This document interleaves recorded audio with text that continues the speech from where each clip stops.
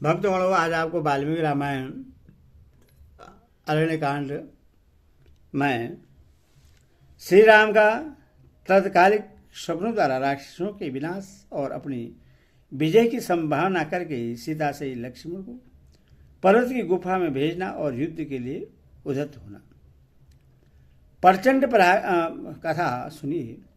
प्रचंड पराक्रमी खर जब श्री राम के आश्रम की ओर चला, तब भाई से श्री राम ने भी उन्हें उत्पात सूचक लक्षणों को देखा।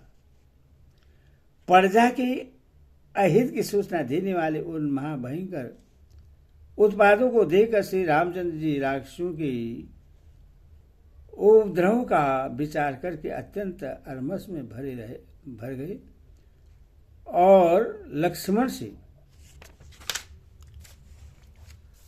इस प्रकार बोले, महाभाव, ये जो बड़े बड़े उत्पात प्रकट हो रहे हैं, इनकी ओर दृष्टिपात करो। समस्त भूतों के सहार की सूचना देने वाले ये महान उत्पात इस समय इन सारे राक्षसों का सार करने के लिए उत्पन्न हुए हैं। आकाश में जो गिरधों के समान धूसर वर्ण वाले बादल इधर उधर विचर रहे हैं, वे प्रचंड गर्जना करते हुए खून की धाराएं बरसा रहे हैं। युद्ध कौशल लक्ष्मण, मेरे सारे वाण उत्पात बस उठने वाले धूम से समन्त हो युद्ध के लिए मानो आनंदित हो रहे हैं, तथा जिनके पृष्ठभाग में सुवर्ण मड़ा हुआ है, वे मेरे धनुष पर परिचय से जुड़ जाने के लिए स्वयं ही चेष्टाशील जान पड़ते हैं। यहाँ जैसे जैसे वनचारी पक्षी बोल रहे हैं, उनके हमारे लिए भविष्य में अभय की और राक्षसों के लिए प्राण संकट की प्राप्ति सूचित है। मेरी यह दाहिनी भुजा बार बार फड़क कर इस बात की सूचना देती है कि कुछ ही देर में बहुत बड़ा युद्ध होगा, इसमें शेष नहीं है। सुरभि लक्ष्मण, परंतु निकट भविष्य में ही हमारी विजय और शत्रु की पराजय होगी, क्योंकि तुम्हारा मुख कांति मानव प्रसन्न दिखाई दे रहा है। लक्ष्मण, युद्ध के लिए उद्यत होने पर जिनका मुख परवाहीन उदास हो जाता है, उनकी आयु नष्ट हो जाती है। गरजते हुए राक्षसों का यह घोर नाद सुनाई देता तथा कुरकर्मा राक्षसों द्वारा बजाए गए भेरियों की यह महाभयंकर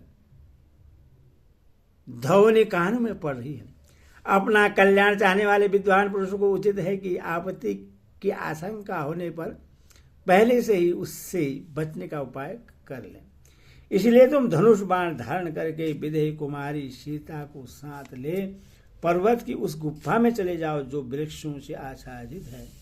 वैसे तो मेरे इस वचन के प्रतिकूल कुछ कहो या करो, यह मैं नहीं चाहता।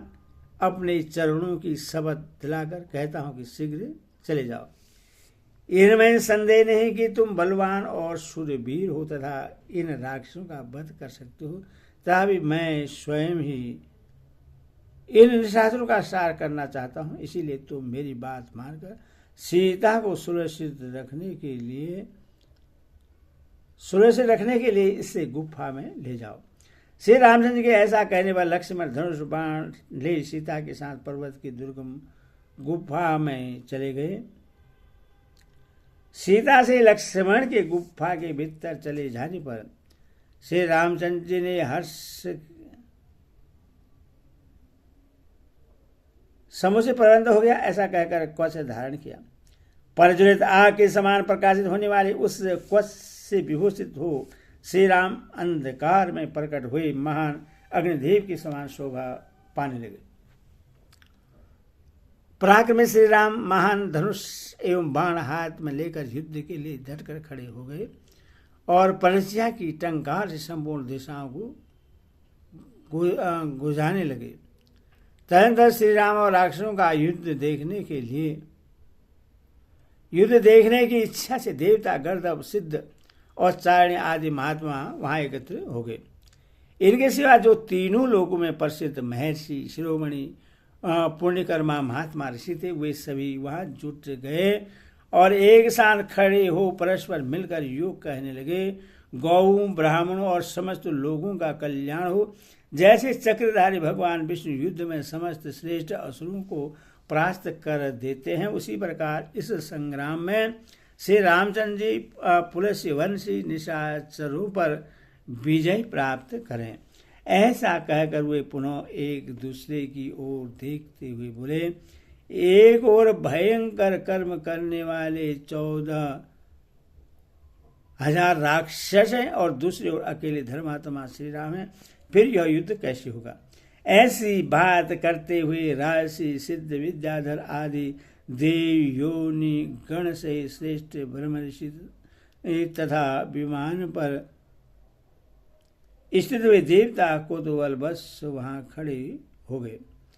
युद्ध के मुहाने पर विष्णु तेज से अभिष्ट हुए श्री राम को खड़ा देख उस समय सब प्राणी उनके प्रभाव को न जानने के कारण भय से व्यथित हो उठे। अनायासी महान कर्म करने वाले तथा रोष में भरे हुए महात्मा श्री राम का वह रूप कुपित हुए रुद्र देव के समान तुलना रहित प्रतीत होता है। जब देवता गर्भाचारण पूर्वक रूप से श्री राम की मंगल कामना कर रहे थे, उसी समय भयंकर ढाल, तलवार आदि आयुधों और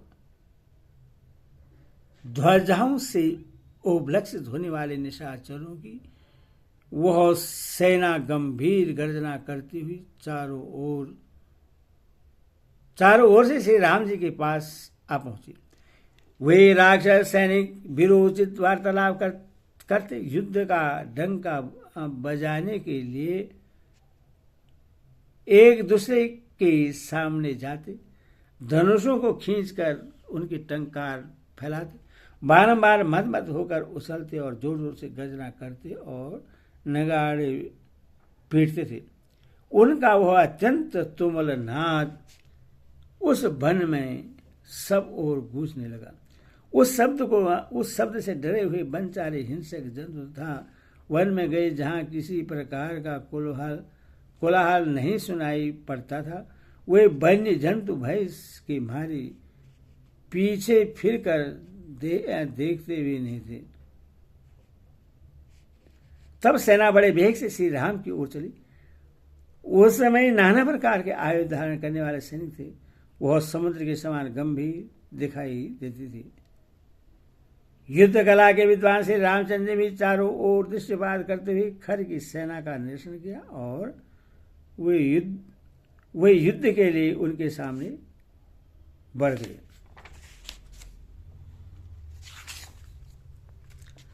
फिर उन्होंने तर्कस से अनेक बाण निकाले और अपने भयंकर धनुष को खींचकर संपूर्ण राक्षसों का वध करने के लिए तीव्र क्रोध प्रकट किया। कुपित होने पर वे प्रलयकालीन अग्नि के समान प्रज्वलित होने लगे। उस समय उनकी ओर देखना भी कठिन हो गया। तेज से आविष्ट हुए श्री राम को देखकर वन के देवता व्यथित हो उठे। उस समय रोष में भरे हुए श्री राम रूप दक्ष यज्ञ का विनाश करने के लिए उद्धत हुए पिनाकधारी महादेव जी के सामने दिखाई देने लगे। धनुषों, आभूषणों, रथों और अग्नि के समान कांति वाले चमकीले कवचों से युक्त हो पिशाचों की सेना सूर्योदय काल में नीले मेघों की घटा के समान प्रतीत होती थी। इस प्रकार वाल्मीकि आर्ष रामायण आदि काव्य अरण्य कांड में 64 पूरा हुआ। हरि ओम तत्सत, हरि ओम तत्सत।